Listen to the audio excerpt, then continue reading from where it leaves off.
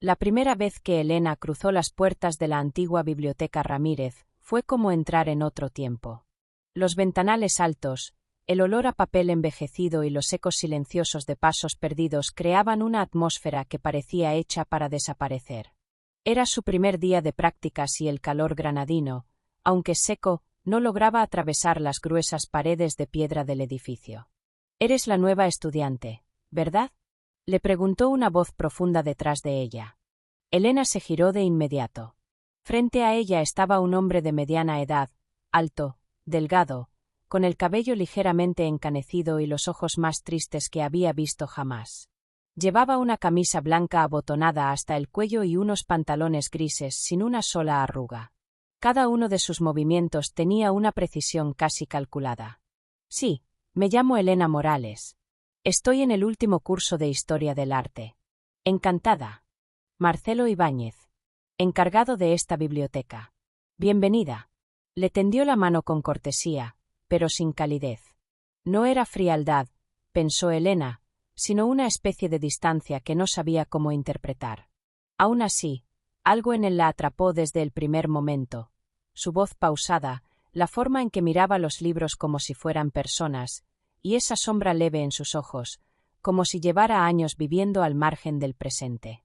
Durante la semana siguiente, Elena se acostumbró al ritmo tranquilo de la biblioteca. Su tarea consistía en clasificar documentos antiguos y ayudar a digitalizar los archivos especiales. A menudo trabajaba en una sala apartada del segundo piso, mientras Marcelo recorría los pasillos revisando estanterías o tomando notas en su libreta negra. Lo observaba sin querer hacerlo. Había algo hipnótico en su forma de moverse, en la manera en que evitaba el contacto visual prolongado, en su silencio cuidadosamente cultivado. A veces, al final de la jornada, intercambiaban algunas frases breves, casi siempre sobre trabajo. Pero cada palabra suya parecía esconder otra no dicha. «¿Este manuscrito del siglo XVII estaba ya aquí o lo han traído recientemente?», le preguntó una tarde. «Está aquí desde antes que yo llegara», respondió sin levantar la vista de su libreta. «Como casi todo en este lugar». Elena sonrió, intentando romper el hielo. «¿Y cuánto tiempo llevas aquí?». 14 años. Hubo una pausa. Él cerró la libreta. «Desde que murió mi esposa». Fue la primera vez que él mencionó algo personal. Y también la última, al menos durante varios días. Elena no insistió, pero la curiosidad comenzó a tomar forma. ¿Quién era esa mujer? ¿Cómo había muerto? ¿Por qué hablaba de ella como si el tiempo no hubiera pasado? Un viernes por la tarde, cuando ya no quedaba nadie en el edificio, Elena regresó a recoger su bufanda olvidada. Subió rápidamente al segundo piso, pero se detuvo al escuchar voces en la sala de dirección. Una sola voz, en realidad. La de Marcelo. «Te dije que no vuelvas a llamarme. Ya no eres parte de esto. No tienes derecho a revolver el pasado». Silencio. «Lo que pasó con Clara no fue tu culpa, pero tampoco fue mía. No insistas. Te lo advierto». El tono era duro, casi amenazante, completamente distinto al Marcelo que ella conocía. Elena retrocedió en silencio, con la bufanda en la mano y una pregunta latiendo en el pecho. ¿Quién era Clara? Elena llevaba 2 semanas trabajando en la biblioteca cuando encontró el sobre. Estaba escondido entre las páginas de un grueso volumen de filosofía del siglo XIX, con la tinta apenas visible y el papel amarillento por el tiempo. No tenía fecha, ni sello, solo un nombre escrito con caligrafía temblorosa: Clara. Elena dudó unos segundos, pero la curiosidad fue más fuerte. Deslizó la hoja con cuidado. La carta estaba incompleta, terminaba abruptamente a mitad de una frase. «Clara, no sé cómo empezar estas líneas sin que tiemble mi mano. Desde que te fuiste, la casa no respira. Las paredes guardan tu nombre, y yo ya no sé quién soy sin ti». La tinta se cortaba ahí. No había firma, pero el estilo, la intensidad de las palabras, todo en esa carta le gritaba que era de Marcelo. La idea de una Clara, mencionada en aquella llamada telefónica, volvió a instalarse en su mente como una espina. Durante los días siguientes, Elena no pudo dejar de pensar en la carta. Cada vez que Marcelo pasaba a su lado o le entregaba algún documento, Ella lo miraba con otros ojos. ¿Por qué alguien como él, tan reservado, tan contenido, escribiría algo tan desgarrador? Una mañana se atrevió a preguntar. Señora Mercedes, le dijo a la bibliotecaria más antigua del lugar, una mujer de cabello blanco recogido en moño impecable. ¿Usted conoció a la esposa del señor Ibáñez? La mujer levantó la vista con expresión de sorpresa. Luego, bajó la voz. Aquí no se habla de ella, niña. ¿Por qué? Mercedes negó lentamente con la cabeza. Hay heridas que es mejor no tocar. Esa respuesta solo aumentó el fuego de la curiosidad. Elena preguntó también a Javier, el técnico de archivo, y a Laura, la recepcionista, pero todos reaccionaban igual, evasivos, incómodos, como si el nombre de Clara trajera consigo una maldición. Entretanto, Marcelo parecía haber cambiado sutilmente. Ya no era tan distante. En ocasiones, se detenía a conversar con ella sobre los libros, sobre el valor de los manuscritos o el silencio necesario para entender a los muertos. Una vez incluso le ofreció un café de la máquina antigua del fondo. ¿Te gusta este trabajo? Le preguntó con voz serena. Mucho. Me hace sentir parte de algo más grande. Él asintió, sin sonreír. Eso es lo que yo sentí, antes. ¿Antes de qué? Pensó Elena. Pero no se atrevió a preguntar. El ambiente era frágil, como si cualquier palabra de más pudiera hacer estallar un cristal. Una tarde, mientras organizaba unos expedientes en el despacho lateral, escuchó voces en el pasillo. Marcelo hablaba con alguien, una mujer, en tono bajo pero firme. Al poco rato, los pasos se alejaron y Elena se encontró sola frente al escritorio de Marcelo. Sobre él, desordenados, había varios papeles. Uno de ellos era un registro universitario antiguo. Nombre: Clara Gómez Ibáñez. Profesora de literatura. Fallecida, 14 de octubre de 2010. Elena sintió un escalofrío recorrerle la espalda. Clara no era solo una sombra. Clara había sido real. Clara había sido su esposa. Y Clara estaba muerta. Se quedó mirando el documento en silencio, sintiendo como la biblioteca entera parecía de pronto guardar un secreto más oscuro de lo que jamás había imaginado. Desde que Elena descubrió la verdad sobre Clara, la atmósfera en la biblioteca había cambiado para ella. Cada rincón, cada estantería parecía susurrar historias enterradas. Marcelo, aunque seguía manteniendo su elegancia distante, mostraba señales de apertura. Sus silencios ya no eran fríos, sino pesados, como si contuvieran todo lo que no se atrevía a decir. Una tarde, mientras revisaban juntos un lote de manuscritos raros, Elena comentó, casi sin pensar. Vi un expediente antiguo. Clara era profesora aquí, ¿verdad? Marcelo alzó la vista lentamente. No parecía sorprendido. Sí. Daba clases de literatura comparada. Era brillante, y mucho más valiente que yo. No añadió nada más, pero ese breve reconocimiento pareció aflojar algo entre ellos. Unos días después, Marcelo la detuvo cuando se disponía a marcharse. Tengo en casa varios libros que no están registrados aquí. Deberían formar parte del archivo digital. Si quieres, puedo entregártelos mañana. ¿En tu casa? Preguntó, sorprendida. Sí. Están bien conservados, pero preferiría que alguien cuidadoso los revisara. Confío en ti. Elena asintió, aún algo desconcertada. Al día siguiente, se encontraron frente a un edificio antiguo en el Albaicín. La casa de Marcelo tenía una belleza triste. Balcones de hierro forjado, ventanas con cristales opacos por el polvo y un pequeño jardín seco donde solo resistían unas pocas plantas aromáticas. Dentro, el ambiente era silencioso, casi demasiado. Las paredes estaban decoradas con cuadros antiguos, libros apilados por todas partes, y una extraña sensación de pausa, como si el tiempo se hubiese detenido tras la muerte de Clara. «Puedes sentarte en el estudio», dijo Marcelo, señalando una sala con una gran mesa de madera y estanterías abarrotadas. Mientras él buscaba los libros en una habitación contigua, Elena paseó la vista por la casa. Al fondo del pasillo, una puerta estaba cerrada con llave. Algo en ella la inquietó. Era la única que parecía completamente aislada del resto. ¿Y esa habitación?, preguntó, sin pensarlo. Marcelo se detuvo en seco. Tardó unos segundos en responder. No se usa. Está cerrada desde hace años. Después, como si se arrepintiera de haberla dejado entrar, cambió de tema rápidamente y volvió al estudio con una caja de libros antiguos. Más tarde, ya en su piso, Elena no podía dejar de pensar en aquella puerta cerrada. ¿Qué escondía Marcelo? ¿Qué había allí que no debía ver? Esa misma noche, mientras corregía unas notas en su portátil, recibió un correo electrónico de un remitente desconocido. El asunto era simple, Clara. El mensaje contenía una sola frase. No tienes idea de con quién estás tratando. Elena se quedó helada.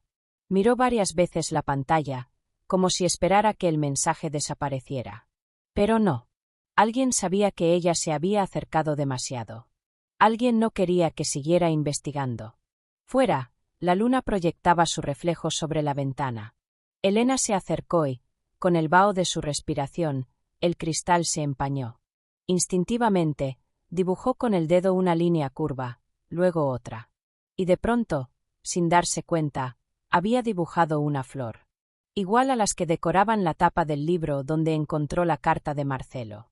Todo parecía conectado. Pero aún no sabía cómo. Elena no durmió bien después de recibir aquel mensaje anónimo. Las palabras flotaban en su cabeza como un eco que no cesaba.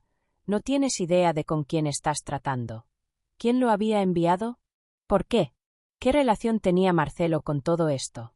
Al día siguiente en la biblioteca, intentó comportarse con normalidad, pero cada vez que Marcelo le hablaba, sentía que lo miraba de una forma distinta. Como si bajo su serenidad se escondiera otra versión de él. La duda comenzó a germinar. ¿Y si Clara no había muerto simplemente? ¿Y si detrás de esa puerta cerrada había más que recuerdos? Días después, Marcelo le informó que se ausentaría unas horas por un trámite fuera de la ciudad y le pidió que pasara por su casa a recoger otro lote de libros que había olvidado entregarle. Elena aceptó, aunque algo dentro de ella temblaba. Una vez sola en la casa, el silencio se le hizo insoportable. Todo parecía más oscuro, más detenido que la vez anterior. Se dirigió directamente al pasillo. La puerta seguía cerrada.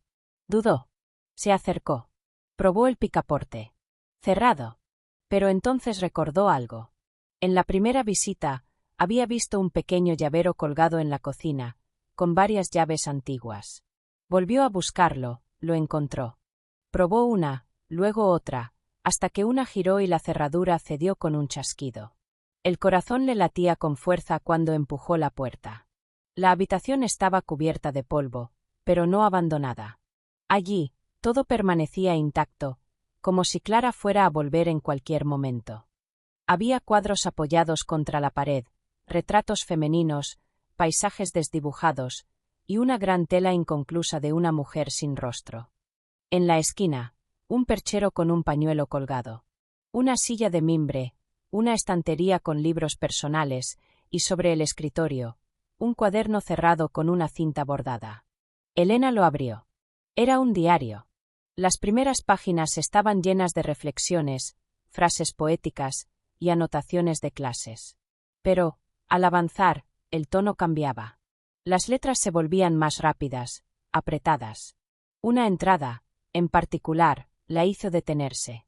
Siento que ya no puedo confiar en nadie. Marcelo no es el mismo. Hay algo que oculta, algo que no quiere que vea. Anoche, escuché voces en la biblioteca cuando ya no había nadie. Y hoy, volví a encontrar mi cuadro rasgado. Si algo me pasa, no fue un accidente. Elena se quedó sin aliento. ¿Qué quería decir Clara con eso? ¿De qué tenía miedo? ¿Quién le había hecho daño? De pronto, escuchó un ruido. La puerta principal se cerró. Pasos. Marcelo había regresado antes de lo previsto. Elena cerró el cuaderno de golpe, lo dejó exactamente como estaba y salió de la habitación, intentando calmar su respiración. Pero fue demasiado tarde. Marcelo estaba en el pasillo. Sus ojos, por primera vez, no eran tristes, sino duros.